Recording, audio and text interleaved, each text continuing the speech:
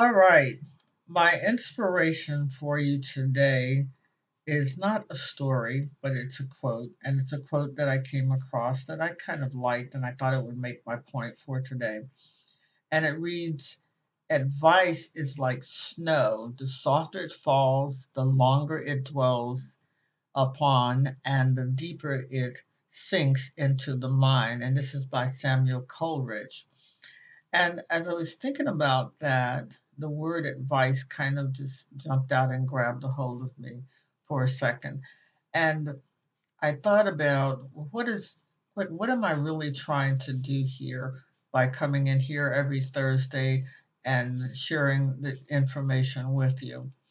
And when I looked up the definition of advice, it says that advice means guidance or recommendations offered with regard to prudent future action.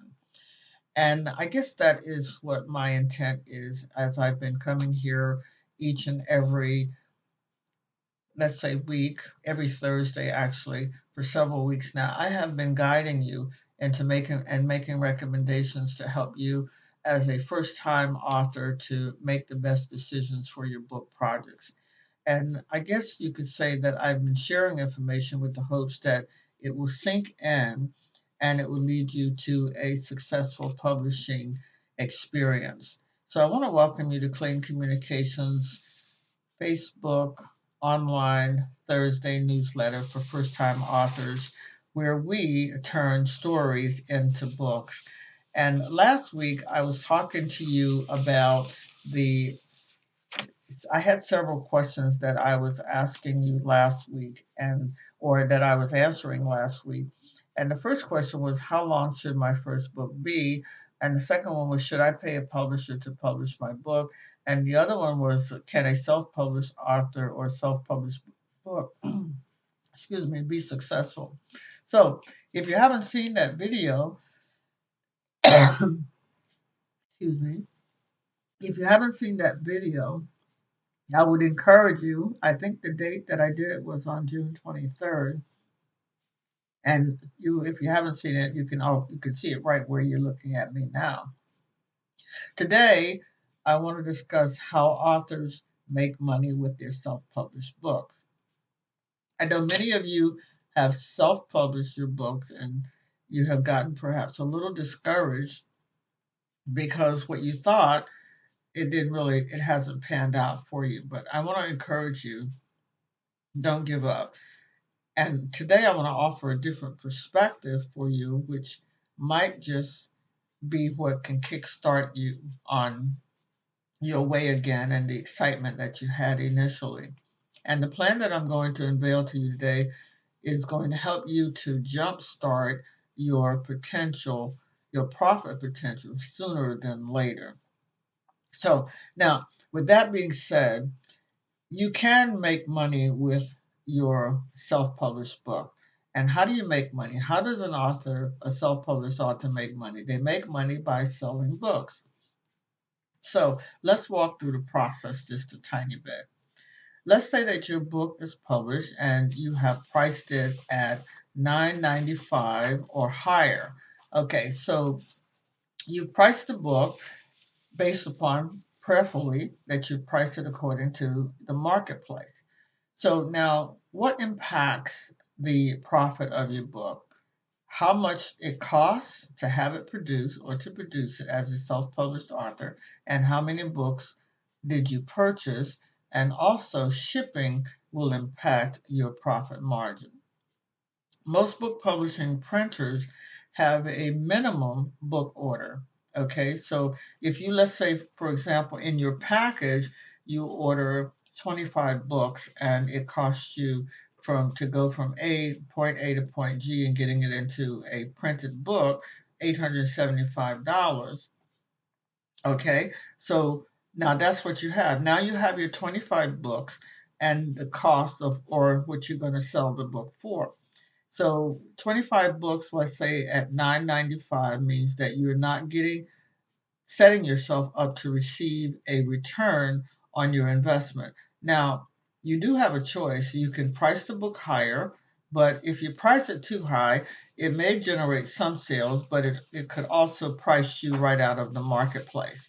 So you may not want to do that. You may want to look into the market first and decide, okay, I'm going to price this book, but let me look at what others are doing with their books, and then I'm going to take it from there. I'm going to judge it from there in terms of, and I may want to go somewhere in between instead of going at the higher end or going too low. So what can you do? First off, what you want to do with your first book is you want to treat it like a business. And I think we start out and we get caught up in the glamour and, oh, it's gonna be a runaway success, and we forget it's like a business. Would you invest your money and not expect some return on it? And so let's talk about those 25 books and what you can do with those 25 books. Okay, so how much can you make or will you make on those 25 books if you sold all of them, let's say to friends and relatives? You would probably end up with about $246.75. Now, how much did it cost for you to have the book printed starting from point A to point G? It cost you $875. So now you've just gotten back $246.75. So you're on your way, you're well on your way to at least beginning to recoup part of that $875. Now, in order for you to recoup that your investment, you may want to use that $246.75 to reorder the same amount of books or more. Okay. And remember, now your reorder cost should be a little bit lower. It should be less. So you price the book at $9.95 to create a profit. Now let's say the reorder cost of your book is $3.50. By adding $6.45, you make up the $9.95, and now you're moving closer to your profit margin, or at least recouping your investment. The good news is that, well, the goal is that you want to try to recoup your initial investment before you start looking at, I've got two or three more books to do.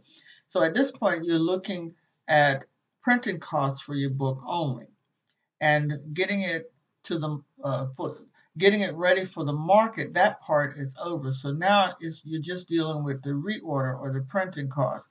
Okay, so if you have 25 books at $3.50 per book, your investment is, let's say, $87.50. For those 25 books, well, your investment is $87.50 to reorder 25 more books. And let's say you then sold them for $9.95. The difference is your profit minus shipping, which will give you around $129.25. So each time you're going to keep some and you're going to spend some, but over time, as you continue to do this, you're going to find that your investment outlay has now been recouped. So if you continually sell and reorder, it might take you a little while to recoup your initial investments by ordering 25 books. But let's say, for example, you decided, all right, I've got enough now, I'm going to order maybe 50 books. And that way, what that's going to help you to do is going to help you to recoup your investment a lot faster. So what's important here? More books, faster return on investment. Writing a book and putting it into the marketplace will not necessarily make you rich. And I'll talk about that in other videos about how the book it's like the gravy. There's more to being a published author than just producing a book and selling it. And particularly if you are not yet a known person in the marketplace, it won't work as quickly for you. Okay, so here's what will put you in the game: a plan of action. And that's what I've been talking to you about here, is having that plan of action. When I got into the insurance business years ago, the first thing they asked me to do is to make a list of all my relatives and some friends. And of course, at that time, I had no idea why they wanted me to do this, but over time, I found out why. These were the people who loved me. They knew me, they loved me, and they would be willing to support me by buying insurance from me. And you know what? It was true. Those were buyers who already were familiar with me, not people who didn't know me, but people who were already familiar with me. So now let's go back to the profit, how you profit as a self-published author. What did my journey as a in the insurance business and then later as a self-published author teach me? It taught me to do the same thing. So when I had my book printed, then the next thing that I started looking at is how do I sell these books? Okay, because I was a self-published author. How do I sell these books? So I started to look at what I learned from the insurance business. And I started to make my list just like I did in the insurance business. And this helped me to kickstart my success as a self published author. Now, at the time, I knew that I needed to sell books. If you're going to have books, you might as well sell them. Or otherwise, how do people get familiar with you? Or you need to have some other marketing strategy so people can become more familiar with you and they like what you have to say and that they will want to, let's say, support you by ordering the book or support your message by ordering the book. Selling to friends and family can work you can use several approaches. Well, let's put it this way. Most of us, because we don't know, is we will use a couple of these approaches or these two approaches. They'll say, I'm family. I have a book, buy my book. Or give me $10 and then they hand them a book. Well, that's really not selling. That's more I call peddling. And now it will work for some family members, but it may not work for all of them because maybe they don't read like that. Or, I mean, they want to support you, and they might just buy it, but they're not going to read it. Maybe they'll just lay it on the table or whatever the case may be and let it collect dust. But what you want to do is you want to be, you want to become a quality author, a professional. And so you want to serve them. You want to give them to have the benefit of what you have prepared that other people are going to eventually have the benefit of. And that is your book is going to meet a need. And does your book meet a need that you could probably create some kind of marketing material around that need that would create more interest from even family and friends?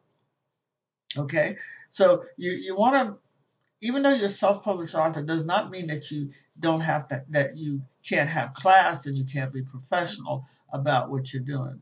The first thing that you may want to do also is you might want to create a website. And creating a website is not that difficult. There are a lot of free websites that they'll place their advertising on it, but at least you'll have a website and you'll have a way for family and friends.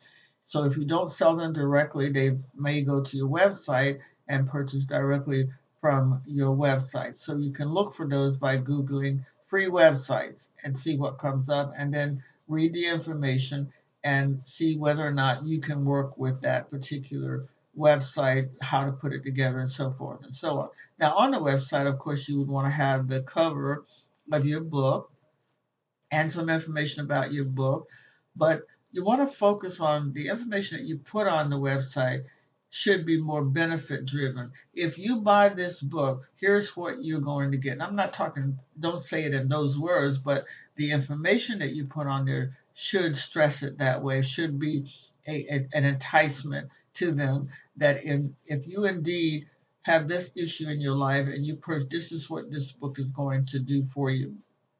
And then I started looking at, okay, how do I begin to become more, create more materials that would be more enticing or that would be more the types of materials that would reach my family or friends or other people. And I started, and when I did that, I looked at creating how to create emails that sell and that kind of thing. So I created an email announcement. And so what you want to do is you want to think about your book. What need can your book fulfill in a person's life or can benefit a person? And that's what I started to look at. And I crafted my email even to family and friends based upon that because I wanted it to fit with them what their needs are. I didn't just want to peddle a book to them. I wanted them to partake of the message that I had that possibly could benefit them. Okay, so now what think about what your angle could be. That's a starting point. Now, you've already told them in an email that about the good news of your book, and I'll tell you, there's another thing. Some of your print on demands or your publishers may create a flyer or something making that announcement, and then you could use that to send to your family and friends, or you can have them to send it to your family and friends. Of course, you would have to provide them with your email address. Okay, and you also want to include in there, ask your friends and family, or you can do a separate one where you ask your family and friends if they would be willing to host a launch party for you or a book signing for you. And where they can either do it at their homes or they can do it on Facebook. But you definitely don't want to overlook doing that. And make sure that you have books available because when you have books available, then people will buy them directly from you. And if you don't have enough, then prepare an order form that they can pay you for it right then and there. And then you can ship it to them later. Make sure you include shipping in that. So when you get your group of books, you want to take them to the post office, weigh one of them so you'll know. And if someone does a party for you, or you do a book signing or whatever, that you know how much to add to the cost. And it might not be a bad idea to get yourself one of the little get hooked up with Square where you can on the go you if they have cards that you can have them swipe their cards, and of course that money is going to go directly to your bank account. Now, one of the things that I learned along the way is don't just have a party or a book signing. Give them something of value to walk away with. So what you want to do, and before I get to that, make sure you have change also, just in case somebody wants to buy your book for cash, so that you won't lose that sale because you don't have enough change for them. So make sure you have some change, some singles, and some maybe fives or tens or something like that. Okay, so now at the launch party, you want to give them something that is of value. Yes, you're going to sign their book. When you sign their book, prior to, you might want to come up with a, a slogan or a few words that you can use. And if you think you're going to forget it, just write it down on a piece of paper. So when they come up, and sometimes people will say to you, I want this put in the book. And so, then, of course, you can put that in. What I used to do at my book signings, I would look at my book and I would pick out a topic and I would share that topic with those that participated that day so that they could have something of value to walk away with. And because I'm a publisher, oftentimes what I would do is maybe offer a free 15 or 20-minute consultation for them. So these are the steps that I use and still use to this day with when I get ready to do certain things with my book. And they have worked, and they have worked for other people that I have worked with as well. So I want to encourage you, if you don't have a plan, make a plan because you can. And the first thing that you want to do is you want to learn how to recoup your initial investment. Now, whoever does, if you ask family and friends to launch or host a launch party for you, it doesn't have to be expensive. It can be very inexpensive. Okay, it can be lemonade and cookies. All right, you don't want to put that pressure, that burden, that financial burden on them. So let's keep it simple. Now, if your family and friends don't buy from you, Don't be discouraged because that happens. All right. And so you need to get over yourself, and because that's preparing you for when other people don't buy your stuff or don't like what you've done. So you just try not to get discouraged and move on, because you didn't do it for them. You did it because this is what God placed on your heart to do. So that's it for today. Are you trying to figure out how to profit from your first book and you need help? Well, let's talk. And if any of the information that I've been sharing with you has been helpful for you, what I would like for you to do is to like or share with your family and friends. And if you have any other publishing questions, please don't hesitate to send me an email at coach23blondie@gmail.com. And until next time, Coach Blondie signing off. Keep the faith.